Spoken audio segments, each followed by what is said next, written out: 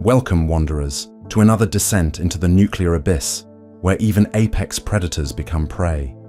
Today, we witness what happens when the galaxy's ultimate hunter meets Earth's nuclear graveyard, where radiation rewrites the very meaning of predator and prey. Imagine a being bred for the perfect hunt, armed with technology that bends light itself, arriving on Earth only to find that humanity's greatest achievement was self-annihilation. The predator came seeking worthy prey among supermutants and Deathclaws, but the Wasteland had other plans. Every trophy taken carried radiation that corrupted cellular structures. Every kill brought mutations that transformed hunter into hunted. The honor code means nothing when reality itself has been poisoned by atomic fire. In this testimony, you will hear how even the perfect predator becomes just another casualty in the Wasteland's collection. And if you genuinely enjoy this kind of dark storytelling, consider subscribing and liking the channel, but only if it truly resonates with you. The distress beacon from my ship still echoes in this irradiated sky. I am Yautja. I am the hunter who has stalked prey across 1,000 worlds. But this world, this broken Earth, it breathes differently than any hunting ground I have known. The readings were wrong. My ship's computers calculated a thriving civilization, worthy prey with advanced weapons. Instead, I found ash, nuclear winter. The stench of radiation so thick it interferes with my biomask's sensors. My landing pod crashed near what the scattered survivors call the capital Wasteland. The year, by their primitive calendar, is 2287. The first thing I encountered was not prey. It was aftermath, a settlement called Megaton, built around an unexploded atomic weapon. The humans worship their own destruction. They nest inside the very thing that ended their world. My thermal vision showed their bodies riddled with radiation damage, cells mutating even as they spoke their prayers to the bomb. These were not warriors. These were walking corpses who simply had not realized they were already dead. But then I saw it. Through the toxic fog, through the green-tinged air that makes my breathing apparatus work harder than it should. A creature 9 feet tall, muscles twisted beyond natural proportion. The humans called it a super mutant. It tore through a trade caravan like tissue paper, laughing as bullets bounced off its hide. Its voice was thunder. Its rage was pure. This was prey. I engaged my cloaking field and moved closer. The technology stuttered. Something about the background radiation interfered with the light-bending matrix. Instead of perfect invisibility, I flickered like a mirage in the wasteland heat. No matter, the hunt does not require invisibility. It requires skill. The supermutant wore scavenged armor, carried a weapon they call a minigun. 6 rotating barrels of primitive projectile fury. When it spotted my shimmer, it opened fire without hesitation. No fear, no questions, just violence. The bullets sparked against my armor as I moved, each impact registering on my mask's display. This creature's strength exceeded most prey I had hunted. But strength without discipline is merely noise. I extended my wrist blades and closed the distance. The first cut severed its weapon arm at the elbow. Green blood sprayed across the irradiated soil, hissing where it landed. The mutant did not scream. It laughed harder and swung its remaining fist with enough force to shatter concrete. I ducked, spun, drove my blade up through its chest cavity. Only when I removed its heart did it finally stop laughing. My first trophy on this dead world. I began the ritual cleaning when I heard them approaching. Humans in powered armor, bearing an insignia of gears and swords. The Brotherhood of Steel. Their leader, a paladin named Dance, saw my flickering form standing over the mutant's corpse. He saw the green blood on my blades. He saw technology beyond his comprehension. He wanted it. The Brotherhood speaks of preserving technology, keeping it from those who would abuse it. But I saw the hunger in their eyes through my mask's emotional spectrum analyzer. They did not want to preserve. They wanted to possess. The Paladin offered an alliance, help them hunt the Institute synths, and they would share intelligence on worthy prey. The Institute, another faction, hidden underground, creating artificial humans. Prey that could think, adapt, mimic. Interesting. But first, I needed to understand this wasteland's ecosystem. The apex predators here had adapted to radiation in ways that defied conventional evolution. The Deathclaws. Even their name promised worthy hunting. The Brotherhood scribes spoke of them in hushed tones. Genetic experiments from before the war, refined by radiation into perfect killing machines. Fast enough to outrun vehicles. Strong enough to tear through power armor. Intelligent enough to set ambushes. Have you ever wondered which of the Wasteland's corruptions would claim them first? Drop your theories in the comments. I need to know I'm not alone in thinking about this. I tracked a Deathclaw pack for 3 days through the glowing sea, where the radiation readings exceeded lethal levels for most life forms. My suit's medical systems worked overtime, flooding my bloodstream with anti-radiation compounds. But something else was happening. The ambient radiation was not just damaging, it was changing things. My mask registered anomalies in my own cellular structure. Minor at first. My healing factor, a gift of Yautja biology, was working differently here. Faster in some ways, wrong in others. The Deathclaw matriarch stood 12 feet tall. Her hide had a greenish luminescence from decades of radiation exposure. She had killed 17 Brotherhood patrols according to their records. When she detected my approach despite the cloak, she did not flee. She charged. The impact knocked me through a ruined storefront. My cloak failed completely, sparking with electrical discharge. She was on me before I could stand, claws raking across my chest armor, finding the joints, drawing phosphorescent blood. My blood glowed here. Everything glowed here in its own way. I fired my plasma caster point blank into her chest. The wound cauterized instantly, but she kept coming. Her nervous system had adapted to ignore pain that would drop most creatures. I switched tactics. The smart disc severed her tail, reducing her balance. My net launcher tangled her legs, but it was the wrist-mounted computer that gave me the edge. I had been analyzing her movement patterns, her radiation-adapted biology. When she broke free and lunged again, I was already moving. My combo stick extended, catching her through the throat at the perfect angle. She died, looking at me with intelligence I had rarely seen in prey.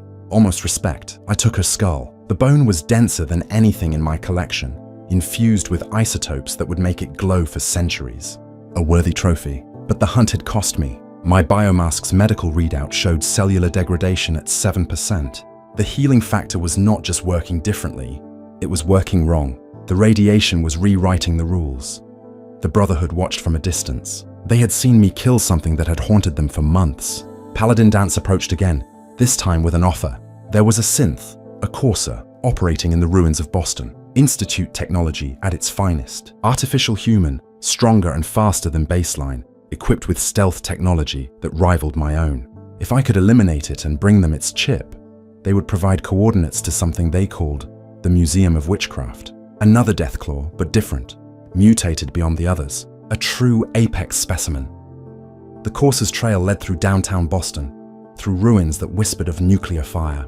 My mask detected synthetic pheromones, artificial but precisely calibrated.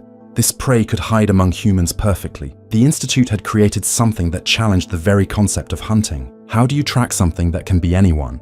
The Brotherhood's intelligence was flawed. They spoke of one Corsair. I found evidence of 3, working in coordination, using the city's surviving population as camouflage. When I finally cornered the first one in Goodneighbor, a settlement of ghouls and outcasts, it knew I was coming. The synth moved like liquid mercury, its reflexes exceeding human limitations by orders of magnitude. Our battle destroyed half a city block. My plasma caster scored hits that would have vaporized organic tissue, but the Corsair's synthetic skin simply reformed.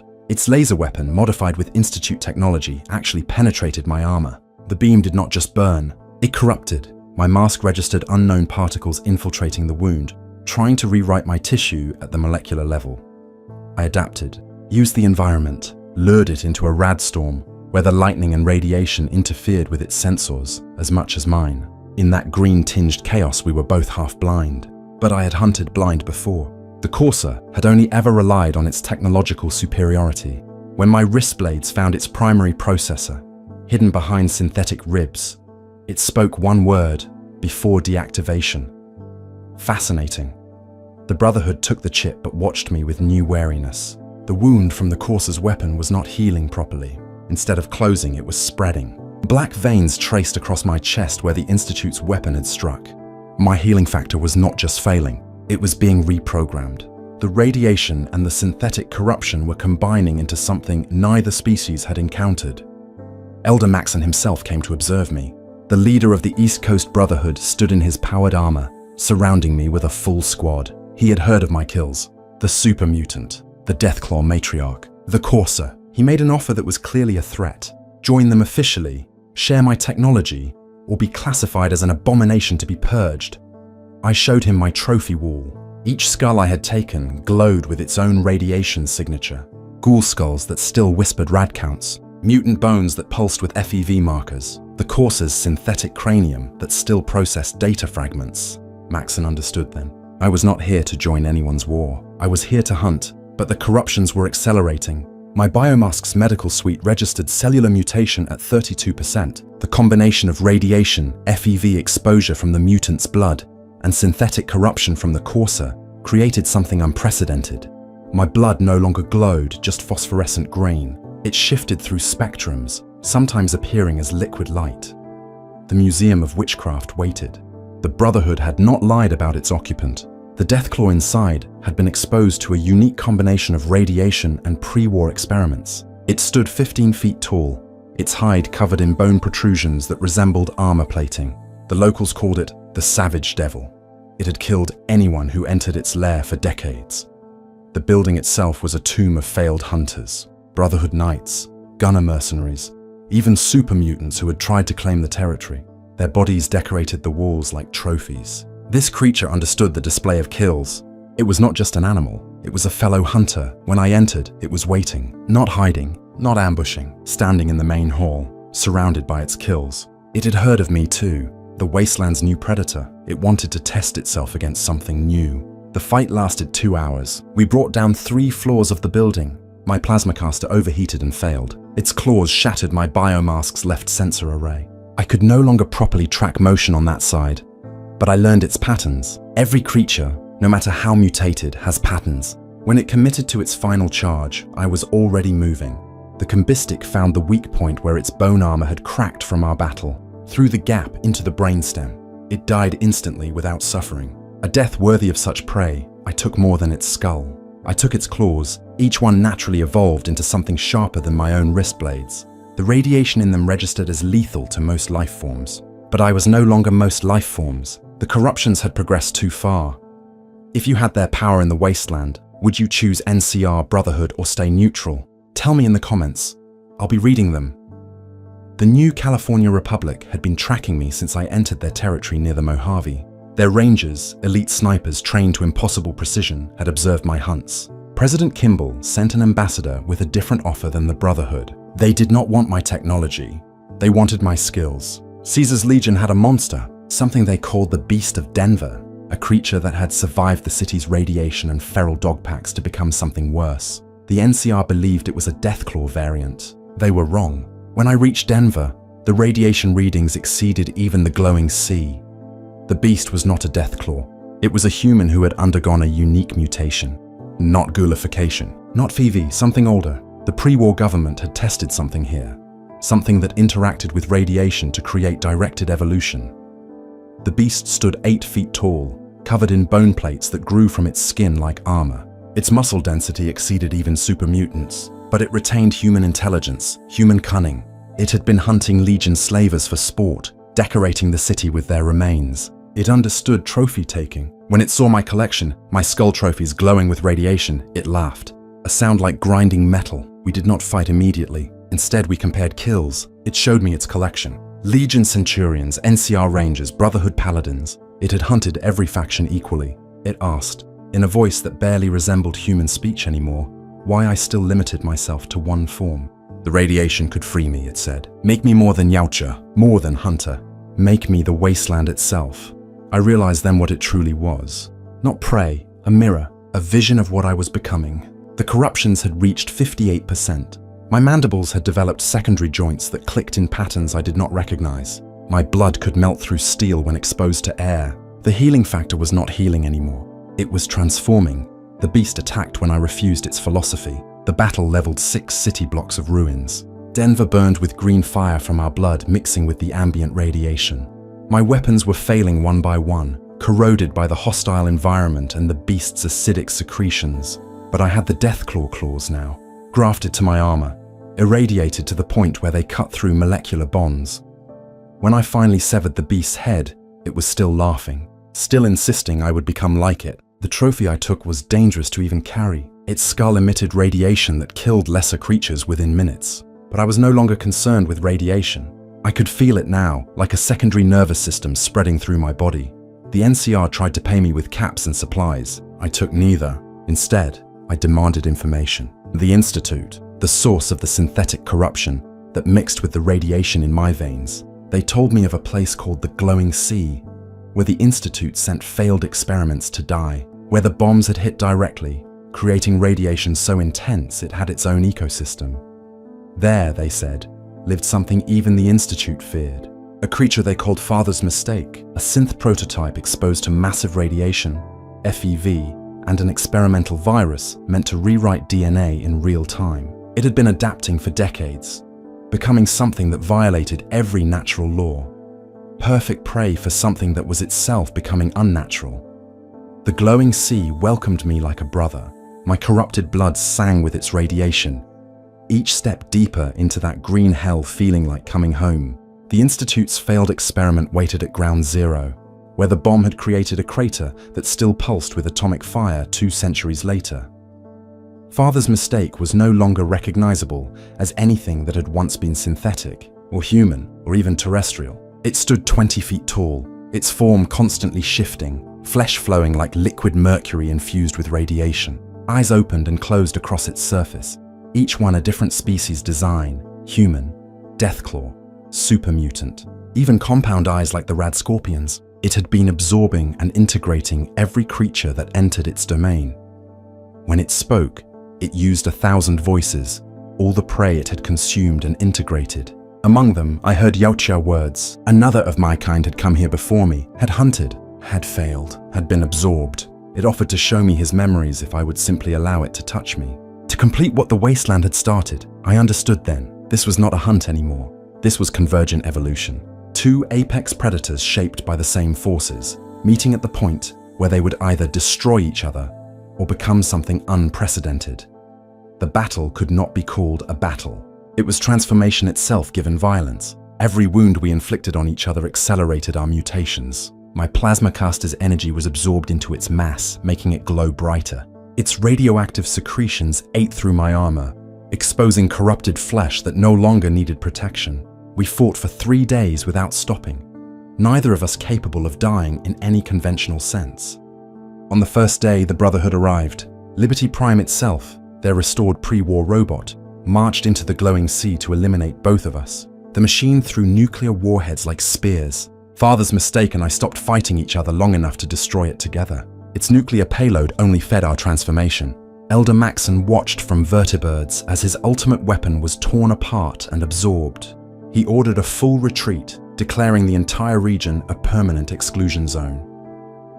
On the second day, the Institute deployed coursers, 12 of them, armed with experimental weapons designed to destabilize molecular bonds. They lasted 4 hours. Father's Mistake absorbed 8. I took 4 skulls that were already changing, synthetic material becoming something organic and wrong.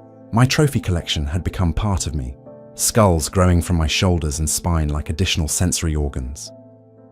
On the third day, we reached the center of the crater, the bomb's ground zero, where reality itself had been wounded by atomic fire. Here, the radiation was not just energy. It was information, the universe's source code, corrupted and rewriting itself constantly. Father's Mistake had led me here deliberately.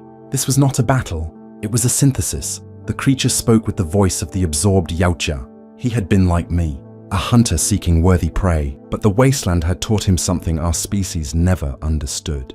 Sometimes, the greatest hunt is not to defeat prey, but to become something that transcends the concept of predator and prey entirely. My corruption had reached 93%. My form was no longer stable. Extra arms grew when needed, dissolved when not. My vision existed in spectrums that had no names, seeing through time itself in stuttering fragments. The past, where bombs fell. The present, where we fought. The future, where something new emerged. But I still had 7% of my original self. The part that remembered the honor code. The part that understood what it meant to be Yautja. And that part made a choice that Father's Mistake had not expected. I activated my ship's self-destruct sequence. Not the wrist device, which had long since fused with my mutated arm, but the orbital command, using codes burned into memory that transcended physical corruption.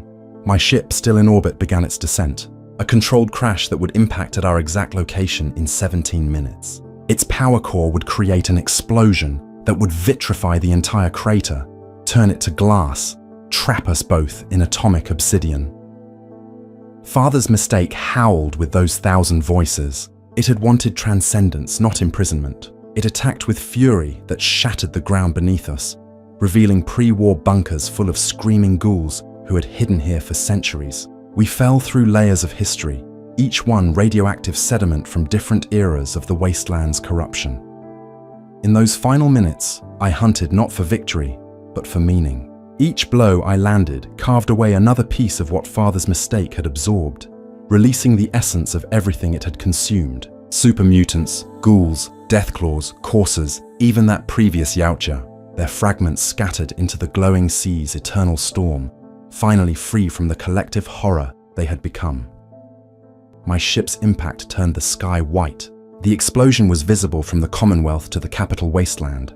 When the dust settled weeks later, NCR scouts found the crater had become a smooth bowl of green glass. At its center, two forms frozen mid-battle, transformed into radiation-infused crystal. Still alive, according to their instruments, still conscious, still hunting each other in whatever dimension we now inhabited.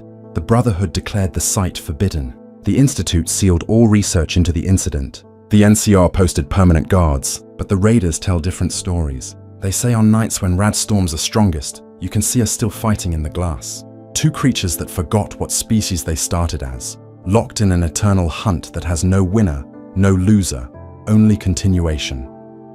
The Wasteland had collected its ultimate trophies. Two apex predators who came to hunt, but became monuments to the nuclear fire's power to transform everything it touches. The Brotherhood scribes would later write that we had become the Wasteland's warning, that some corruptions run so deep that even the greatest hunters become prey to them.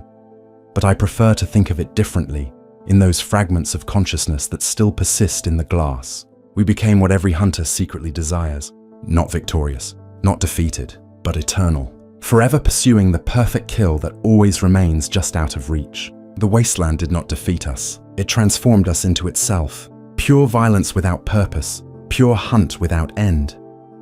Sometimes through the glass, I can sense other predators approaching the crater. Deathclaws that sense something wrong, super mutants drawn by the radiation. Occasionally another off-worlder who heard the legends. They all turn back, not from fear of us, but from understanding. Seeing what the Wasteland does to those who think themselves apex. How it makes everyone, everything, equally prey to forces that do not care about honor or skill or technology. The children of Atom come sometimes. They worship at the glass crater, saying we achieved division, their holy transformation. They leave offerings of radiation-soaked meat that seeps into the glass, feeding whatever we have become. They speak of the day the glass will crack, releasing us to hunt the Wasteland forever as beings of pure atomic fury. I hope they are wrong, not because I fear what we have become, but because the hunt is perfect as it is, frozen at the moment of ultimate conflict, where every possibility exists simultaneously. Victory, defeat, transformation, destruction, all of them and none of them, forever and never, in the green glass that holds the Wasteland's greatest truth. Everything that enters this dead world becomes part of its eternal dying, even death itself,